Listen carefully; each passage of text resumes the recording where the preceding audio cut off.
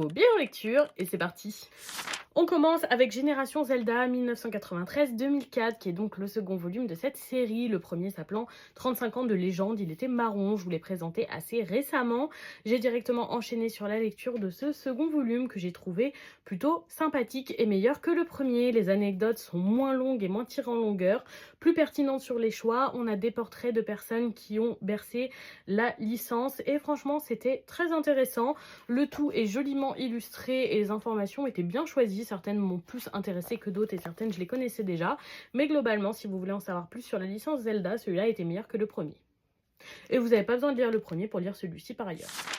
On passe chez Coda avec le second volume de Morgana et Oz. Je suis toujours aussi conquise par ce titre. Déjà, l'édition est absolument superbe et j'adore la romance qui se met en place entre Morgana et Oz. L'histoire est très mignonne, il y a du suspense et des intrigues supplémentaires au-delà de la romance et la relation se développe de manière absolument adorable. On est encore aux prémices, mais j'aime beaucoup.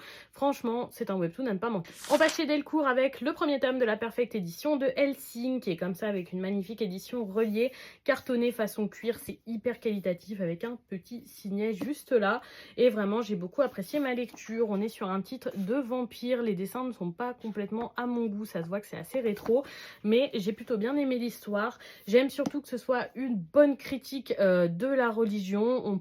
Toutes les religions y passent, mais notamment la religion catholique. J'ai apprécié aussi l'univers vampire original et l'intrigue qui change.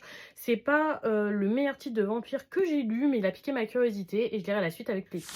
On passe chez Taifu avec le premier volume de Aki et Haru, Manger ensemble. J'ai beaucoup aimé les présentations des plats, les différentes images de plats qui sont vraiment très jolies. Je vais essayer de vous en trouver une. Voilà.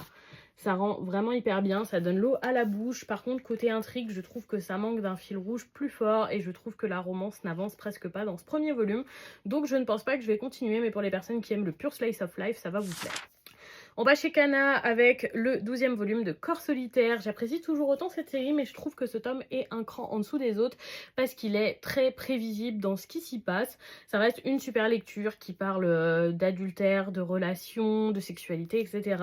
C'est très bien rédigé, mais voilà, on arrive dans une partie du récit qui est plus prévisible et donc moins palpitante à lire, mais c'est quand même très bien.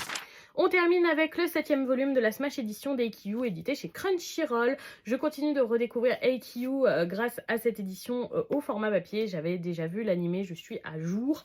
Et franchement, j'adore. Donc dans ce 7e volume, on a une partie, c'est pas terminé. On est à peu près à la moitié du match entre Karazuno et Shiratorizawa pour les qualifications à l'inter-lycée. Je connais l'issue du match, mais quel plaisir de le relire quand même. Et ce bloc, ce moment où Tsuki fait ce bloc là qui change tellement la donne de la lecture, c'était super. Et je suis super contente de voir aussi un de mes personnages préférés. Je crois qu'il n'y a pas grand monde qui l'adore, mais je suis particulièrement fan de Tendo. C'est un personnage que j'aime énormément et très contente de le redécouvrir et je sais pourquoi je l'apprécie toujours autant. Si vous connaissez, c'est lui juste là. Super lecture comme toujours, à ne pas manquer. Pour moi c'est le meilleur manga de sport.